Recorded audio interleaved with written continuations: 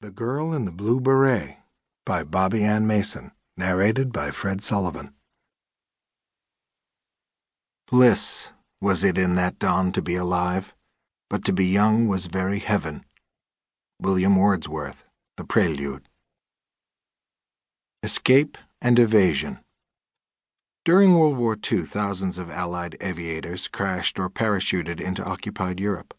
A number of escape and evasion networks helped to hide them and send them safely back to their bases in England. Thousands of Europeans risked their lives by hiding the airmen in their homes, providing false identity papers, and smuggling them by sea to England or across the Pyrenees to Spain. Between 1942 and 1944, more than 3,000 British and American downed flyers successfully evaded capture with the help of an unknown number of ordinary citizens who risked being shot or sent to a concentration camp. Chapter 1.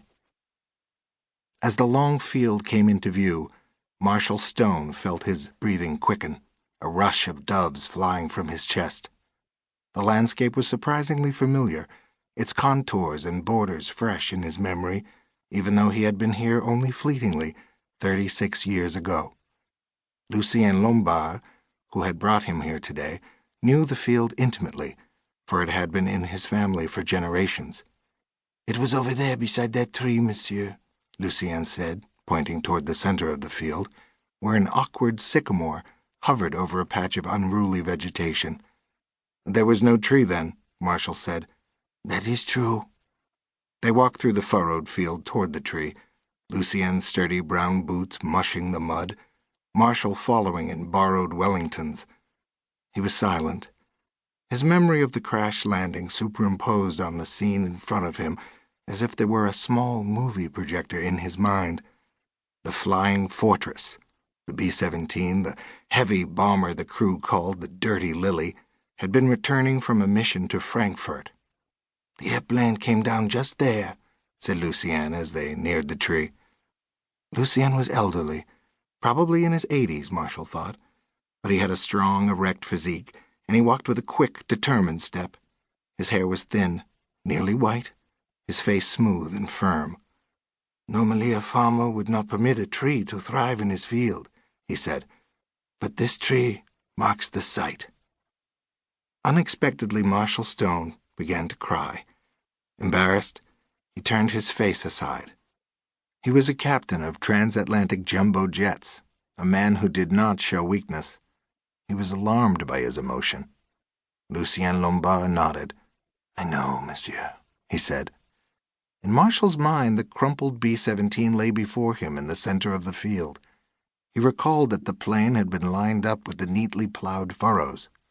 The deep, rumbling sound of a vast formation of B-17s roared through Marshall's memory now, the steady, violent, rocking flight toward target.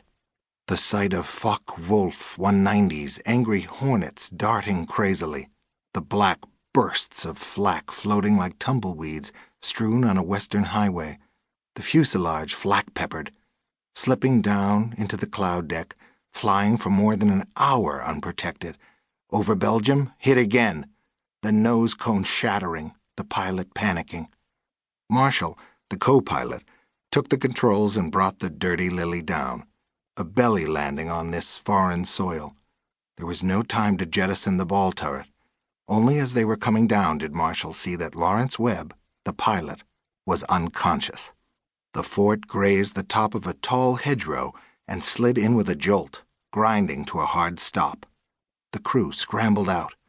Marshall and the flight engineer wrestled Webb's slack body from the plane. The navigator's face was torn, bloodied. The fuselage was burning.